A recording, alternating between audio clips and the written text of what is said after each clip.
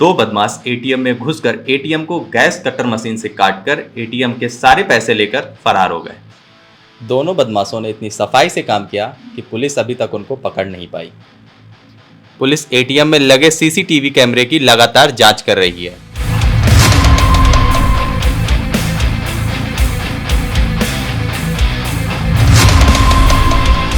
ये क्या बदतमीजी है?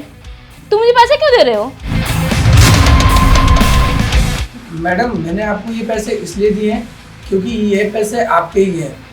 मेरे पैसे हैं? मतलब तुमने ये पैसे मेरे लॉकर से निकाले हैं? नहीं मैडम, मैं ये पैसे आपके लॉकर से नहीं निकाला हूँ, बल्कि मैं ये पैसे आपके लॉकर में डालने के लिए लाया हूँ।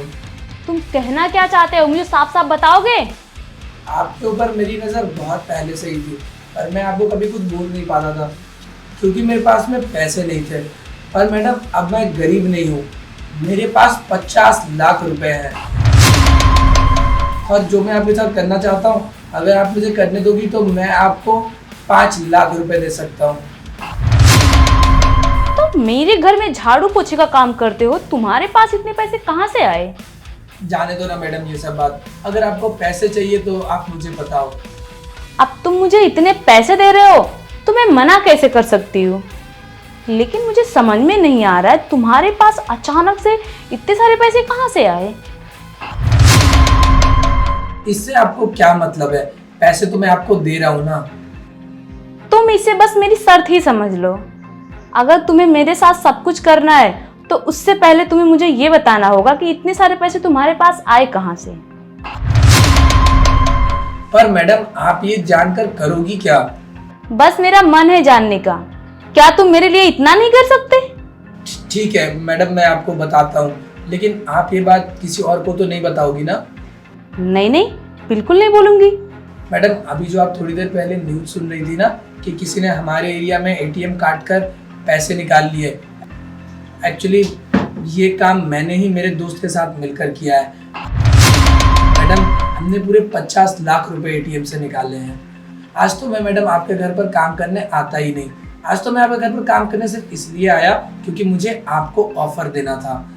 वैसे भी कल से मैं आपके घर पर काम करने नहीं आऊँगा क्योंकि मैडम मैं अपने घर पर 3-3 नौकर रखूँगा। मैं थोड़ी जाऊँगा आप किसी के घर पर काम करने के लिए। ये सब करने में तुम्हें डर नहीं लगा?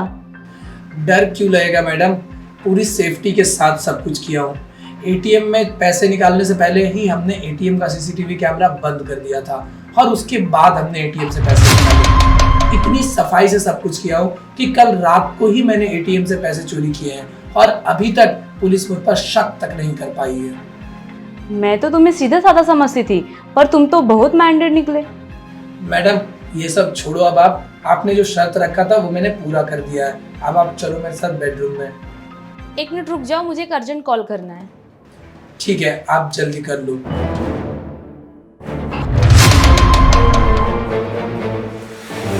सारी टीम लेकर मेरे घर आ जाओ, एटीएम वाला केस सॉल्व हो चुका है। ओके। मैडम, आप ये किससे बात कर रही थी? आप मेरे बारे में किसी को कुछ बता रही थी क्या? हाँ, तेरे बारे ही बता रही थी। तू 1 महीने से मेरे घर में झाड़ू पोछे का काम कर रहा है, तुझे आज तक ये नहीं पता चला कि मैं क्या काम करती हूँ? नहीं, आप क्या करती हो ये जानने का तो मैंने कभी कोशिश ही नहीं किया। मैं पुलिस डिपार्टमेंट में हूँ।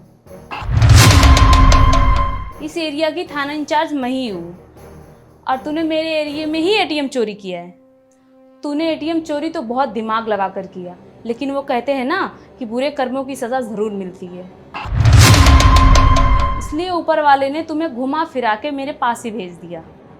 अब यहाँ से भागने की बिल्कुल भी कोशिश मत करना। अगर सीधी तरह से पुलिस स्टेशन जाओगे तो कम से कम तेरे हाथ पैर सही सलामत रहेंगे, वरना तुम्हें पता ही है ना कि हमें दूसरा तरीका बहुत अच्छे से आता है। मुझसे गलती हो गई, प्लीज आप मुझे माफ कर दो। मैं आगे से कभी ऐसी गलती नहीं करूंगा, बस एक बार मुझे माफ कर दो आप। मुझसे माफी मांगने की कोई जरूरत नहीं है, चुपचाप थाने चल, कोर्ट में जज से माफी मांगना।